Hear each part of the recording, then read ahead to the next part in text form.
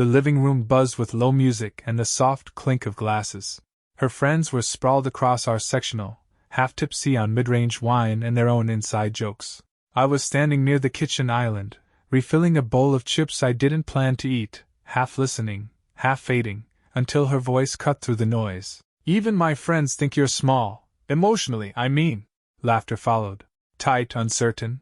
One of her friends let out a snort before glancing quickly at me, eyes widening in a silent apology that never made it to her lips. Another raised her glass in mock sympathy, and someone murmured, "Savage," like it was praise. I didn't flinch. Just set the bowl down. Kept my back to the room, face composed. Inside, something fractured. Not dramatically, no fireworks, no crashing plates. Just a quiet internal split. A reevaluation. The kind that doesn't show itself until it's finished rearranging everything you thought was solid. I'd made the mistake of explaining myself before. Of thinking if I just clarified, softened, smiled through it, the world would stay intact. But in that moment, I understood something new. This wasn't a joke. It wasn't even about me, really. It was performance. A show of dominance dressed in casual cruelty, staged in front of her chosen audience. Later that night, we climbed into bed in silence. She was already scrolling through her phone, curled away from me, like nothing had happened, like we hadn't just played out the quiet ending of something essential. I lay there staring at the ceiling, the word small echoing louder than I expected. Not because it hurt, not exactly, but because I recognized it. The tone, the smirk, the way her friends chimed in like background singers. It wasn't new. I'd just never seen it so clearly before. She laughed in her sleep that night. I watched the back of her head as her shoulders twitched in whatever dream she'd wandered into. I didn't touch her. Didn't ask what was funny. Something had changed. Not in her. She'd been like this for a while. I just hadn't seen it. Or maybe I'd refused to see it. But me? I was done trying to be understood by someone invested in misunderstanding me. By morning, I'd made a quiet decision. Nothing dramatic. Nothing loud. I would stop explaining. Stop defending. Stop shrinking. And eventually, though she didn't know it yet, I would stop being hers. She didn't notice it at first, that I wasn't laughing anymore, that I wasn't jumping in to smooth over her little digs with charm and self-deprecating grace. I let them land now, like glass cups set down too hard, heard, noted, but no longer absorbed. We were having brunch at her coworker's place a week later when she slid another one across the table. Some comment about how I need charts and flow diagrams to express feelings. Her friends laughed like trained seals, dutiful and uncertain. I didn't even look up from my plate. It wasn't defiance. It was detachment. That's when I began documenting, quietly. Not out of paranoia, out of precision. A note on my phone titled, "Phrases." Under it, quotes, dates, who was present. I wasn't planning anything yet. Just collecting data. Pattern recognition. It's what I do best. And the patterns were unmistakable. Her humor was always directed outward. The jabs never came in private. Alone, she was indifferent, flat, sometimes sweet, rarely cruel, but never admiring, never invested. Publicly, she sparkled, if you didn't notice where the light came from. It came from taking pieces off me, one flick at a time. That week, I started eating cleaner. Not out of insecurity, but control. Woke up earlier. Began lifting again, not the ego-driven kind, but with consistency. I unfollowed accounts that dulled my edge and replaced them with quiet, intelligent voices. Podcasts that didn't hype, they taught. I swapped out half my closet. Not flashy, just fit better. Cleaner lines, fewer compromises. When she asked why I was suddenly so into yourself, I smiled lightly and said I'd finally remembered who I was. She laughed like it was nothing, but her eyes lingered a beat too long. That was the other shift. I stopped filling silence with comfort. When she turned cold, I didn't ask why. When she got sarcastic, I didn't protest. And when she tried to bait me into self-defense, I gave her what she feared most, stillness. Her friends still gave me those looks, the quiet side eyes, the smirks that weren't jokes. But I started looking back now. Not aggressively. Just long enough for the amusement to wither in their throats. Something was beginning. Not an ending, not yet. But the balance had tipped. She didn't know it. I did. Transformation isn't loud. It's methodical. It's skipping the snooze button when no one's watching. It's turning off notifications, finishing the last set at the gym even when it burns. It's relearning stillness, and understanding that withholding can be more powerful than any comeback. I wasn't reinventing myself to provoke her. I was reclaiming what I'd let atrophy. I stopped reacting and started refining. The physical changes were obvious first. 10 pounds gone, then 20. Not dramatic, just dense and lean, reshaped with purpose. My suits started fitting like they had somewhere important to be. I traded the faded jeans and compromise hoodies for something sharper. Nothing screamed for attention, but everything spoke with clarity. Emotionally, I built distance without walls. No cold wars, no tantrums, just boundaries, subtle at first. She asked me what I was doing after work. I'd smile and say, "Not sure yet." She started hearing, "No," in places where I used to fold. One Saturday, she asked why I hadn't joined her at her friend's dinner. I told her calmly I wasn't interested in being part of the entertainment. She blinked. "What does that mean?" I didn't explain. Just sipped my coffee and turned a page. She began hovering more, coming into my office during calls, peering over my shoulder at my screen, asking why I was out later than usual, why I had cologne on during errands. I never lied.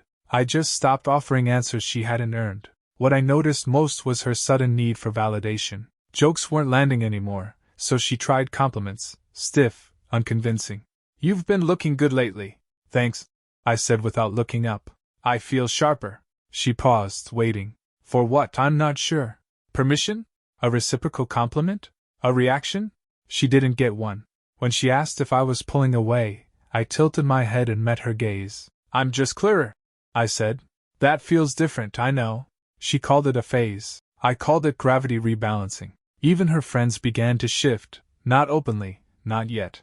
But I saw it. In the way one of them bit her lip when I walked into a room. In the way another lingered too long in conversations we weren't supposed to be having. I didn't pursue anything. That wasn't the point. But the reversal had begun, quiet, steady, inevitable. And I didn't need her applause to know it was working. It came from her friend, Marcy. The one who always smirked a little too much when jokes were aimed at me. The one who never missed a chance to co-sign whatever casual cruelty my wife tossed across the room. The first message arrived at 11:43 p.m. A simple, "Oops, wrong person," followed by a blurry selfie, wine glass in hand, low-cut top, soft lighting that tried too hard to look accidental. I stared at the screen for a moment. Said nothing. Responded with nothing. But I saved it. A few nights later, it happened again. This time no pretense of mistake. Just a text that read, "You've really changed lately. In a good way. Noticed it at the gallery opening." There'd been no gallery opening. Just a transparent attempt at plausibility. Still, I didn't bite. Not because I was above it, but because it wasn't time. Timing mattered now more than ever. I was no longer reacting. I was observing, and stacking quiet proof. What stayed with me most wasn't the flirtation. It was the shift in tone. These were the same women who had once laughed when my wife mocked me in front of them. The same women who participated in the casual erasure of whatever dignity I'd left unguarded. Now they were curious, tentative, testing the waters they never used to acknowledge. And the smile that crept across my face wasn't about ego. It was about validation. Not from them, from the pattern breaking. Because cracks don't show themselves with explosions. They appear as shifts in behavior. As silence where there used to be noise. As messages that shouldn't exist from people who once saw you as background. Marcy didn't text again after I left her on read. But when I saw her next, at a dinner we both, coincidentally, attended, she greeted me with a warmth that had nothing to do with manners. My wife noticed. Her hand gripped my arm tighter than usual. She leaned in too close, spoke too loudly, and laughed too hard at nothing. I stayed quiet, polite, distant. That night, as we walked to the car, she asked if I'd noticed how off Marcy seemed. I told her I hadn't. And I didn't lie. I hadn't noticed Marcy. I'd noticed the fissure. The fracture in their alliance. The first hairline crack in the persona she'd built, supported by women who were now unsure which side would crumble first. It wasn't a win. It was a signal. The structure was shifting. And I was the one watching it move. It happened on a Tuesday. She left her laptop open on the kitchen table, a half-eaten apple next to the trackpad, Spotify still playing a moody playlist that didn't match the sunshine outside. She was out for errands, or said she was. I wasn't looking to dig. But the screen blinked, and curiosity is a quiet door that swings wide when you've stopped trusting what stands behind it.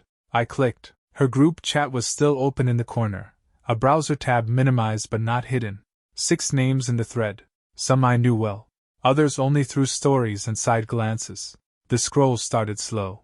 It wasn't infidelity. I didn't find messages that would tear legal documents from printers or burn photos in a sink. What I found was worse in a way. Less direct, more revealing. Memes, the kind that mocked men for trying to open up. Screenshots of our texts, twisted out of context, captioned with punchlines. Comments like, "Classic over-explainer energy," or, "I swear he thinks self-awareness is a flex." One message from her read, "He asked if I was okay during dinner. Told him it was just cramps to shut it down. Don't they realize not everything needs a TED Talk?" Laughter reacted underneath. Digital applause for casual contempt.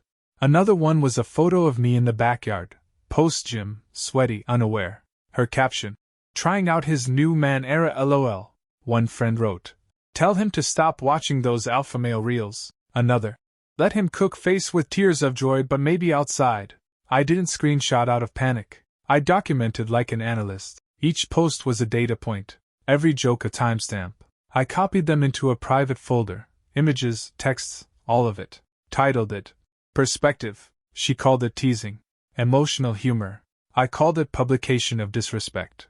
And what struck me most, what hit deeper than I expected, was the predictability of it. The alignment. The same faces who laughed in the room were now laughing in private, behind blue light screens and cocktails. I closed the tab and walked away from the laptop. She got home an hour later, humming. Kissed my shoulder and asked if I wanted takeout. I said sure. Smiled lightly. Even thanked her. Because the mask still fit. But now I knew the shape of what was underneath. And once you see that, you stop playing the part they wrote for you. It's remarkable how clarity changes posture. I didn't puff my chest or raise my voice. I just started walking into rooms like I knew the weight I carried. Not for applause. Not to provoke. Simply because I'd stopped shrinking. I started attending more work events. Not with her. Not in defiance. Just alone. I mingled differently now. Eye contact held longer. Conversations landed sharper. I noticed how women leaned in slightly more when I spoke, how some lingered at the end of small talk. Men, too, they picked up on the shift. Less about muscles, more about stillness. Authority wrapped in quiet. Meanwhile, back home, she grew unsettled. Not openly. But it showed in the subtle ways. Her jokes became rare, and when she did try, they felt brittle, like glass under pressure. She'd pick up my phone casually now, pretending to check the time or the calendar. I let her. There was nothing hidden. Just a silence she couldn't explain. She began asking about my plans, where I was going, who I was with, all framed as curiosity, but the tension betrayed her. Once she asked if I was okay lately, her tone too even to be real concern. I nodded and said, "Better than I'd been in a long time." She didn't smile at that. Just stared like she'd heard something in my voice she didn't recognize. The beauty of this phase was that I didn't have to create discomfort. I simply stopped cushioning it. The echo of her earlier choices, the jokes, the side eyes, the group mockery, it all looped back in silence now. One night, at a friend's gathering, I watched her glance at me from across the room. Her expression had changed. It wasn't annoyance. It was uncertainty. The foundation she'd leaned on, that I'd always be there, always explain, always absorb the hits, it was eroding. And that's when the power shifts, when certainty slips away. She made more effort then, compliments, soft touches, attempts at reconnecting. I didn't reject them. I accepted them politely, but without invitation. Because this wasn't a punishment. It was a demonstration. I hadn't disappeared. I'd simply stopped needing her validation to feel real. And in that stillness, she began to feel what I'd felt for years, the loneliness that comes when someone sees through you and doesn't flinch. We were seated at a long table for Amanda's birthday, one of those upscale restaurants that pretended to be casual with $40 entrees and dim lighting that made everyone feel more important than they were. She was beside me, laughing too loud again, reaching for my arm a little too often. I let her. Halfway through the evening, her friend Elise, the quiet one, the one who never said much when the room turned sharp, leaned across the table while my wife was distracted ordering another round. "You've changed," she said softly, just for me. In a good way. I didn't respond right away. just held her gaze calm and steady. Elise didn't look away.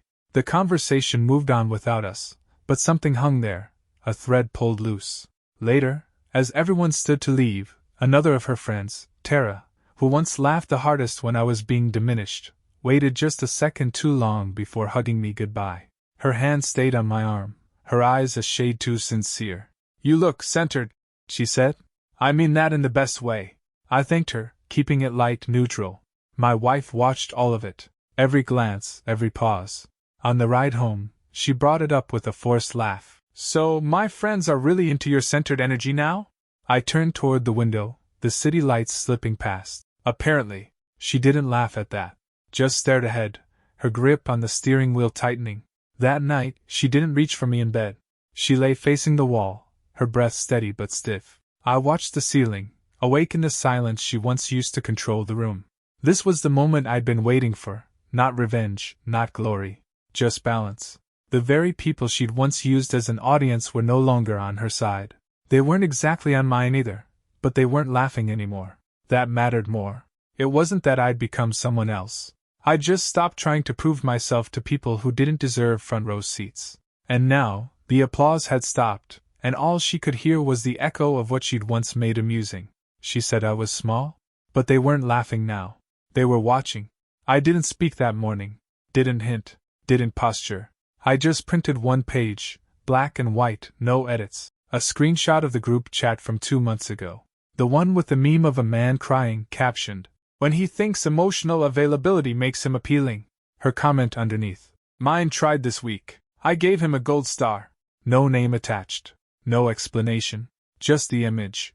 I folded it cleanly, centered it on her pillow, and left for the gym. When I returned, the house was silent. Not quiet, silent. The kind of stillness that waits to explode. She was sitting at the edge of the bed, paper in hand, eyes red. The look on her face was something between fury and fear, but mostly, exposure.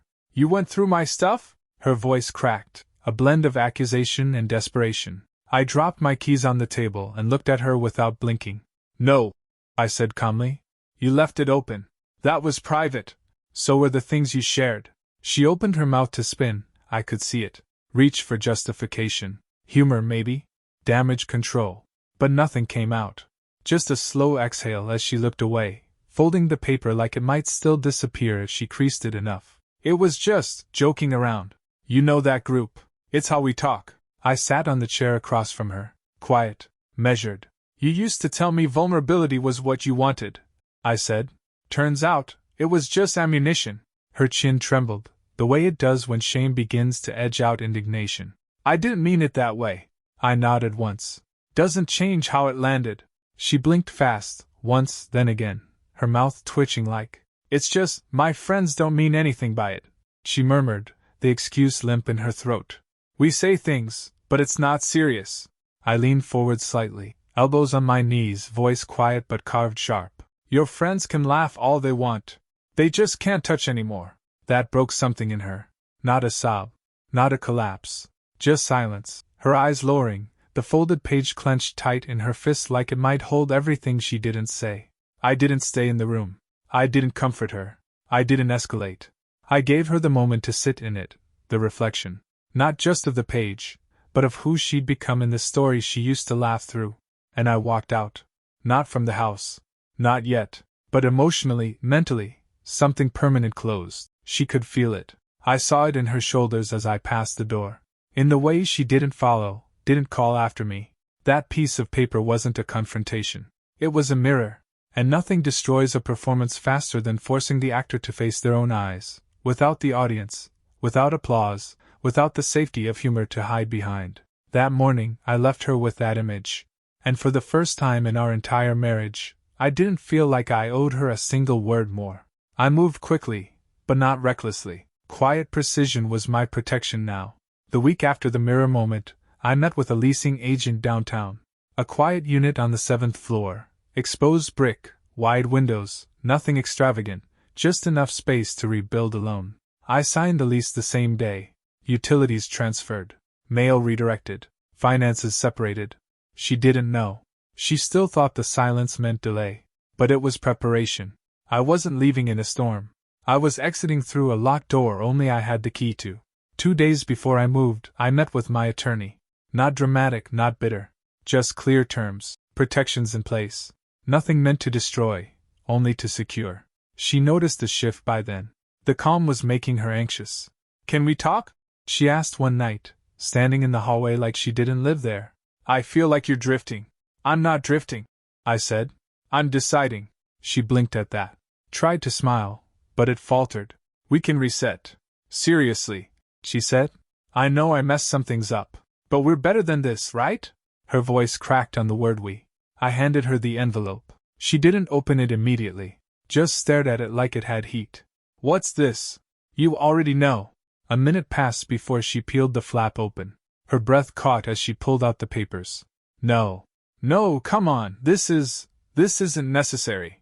We can fix this." "I already did," I said. "This is the fix." She moved to speak, but I raised a hand, calm, final. "This isn't revenge. It's reality. I gave you years. You gave them jokes." The next few days were chaos, but not from me. She broke down in waves, first questions, then protests, then calls to friends who no longer echoed her version of events. Tara told her she understood why I was done. Elise didn't return the call. Even Marcy stayed silent. She tried to reshape the story, said I'd become calculated, too distant, that I was building something she didn't recognize. But her audience wasn't clapping anymore. They'd seen too much, heard too much. Some of them had messaged me weeks before. They knew what she'd turned into. By Friday, I was gone. Not slammed doors, no shouting. Just a moving truck, one signature, and a final lock turned. She wasn't losing to someone else. She was losing to the version of me she thought was weak, and I wasn't waiting for applause. It started with a message request from Tara. Just a simple, "Hey, weird question. Want to grab coffee sometime?" Just as friends promise. I stared at it for a long moment. Not because I was tempted, but because of what it meant. A week later, it was Elise. She asked if I'd be at an event downtown. Said she missed talking to someone who didn't perform masculinity like a stage show. I didn't reply to that one either. There was no need. I declined both invitations, with respect, with distance, and a polite edge that left no room for ambiguity. They responded with grace. Called me centered, genuine, nothing like what she used to say. That word, used to, lingered. It wasn't about attraction anymore. It was about narrative collapse. I hadn't just walked away. I dismantled the version of me she built for them, the insecure man, the overtalker, the emotional liability they could safely mock. And now, they were questioning it all. Not just the lies she told, but the truth they helped bury with silence and laughter. When she found out, I didn't hear it directly. I felt it. A long text arrived one night. "Just so you know, my friends aren't real. I don't even trust them anymore. They're fake. They always wanted your attention." I didn't respond, because what she was really saying was, "They see you now." And I don't know how to explain why I didn't. This wasn't revenge. This wasn't conquest. This was consequence. Not loud. Not cruel. Just the echo of every moment she tried to shrink me, now bouncing back from the mouths of those who once laughed with her. She made me a punchline. And now those same people wanted to sit across from me and see if the story was ever true. It wasn't, and now they knew. But none of them got access. Not anymore. I wasn't proving anything to anyone, least of all to her.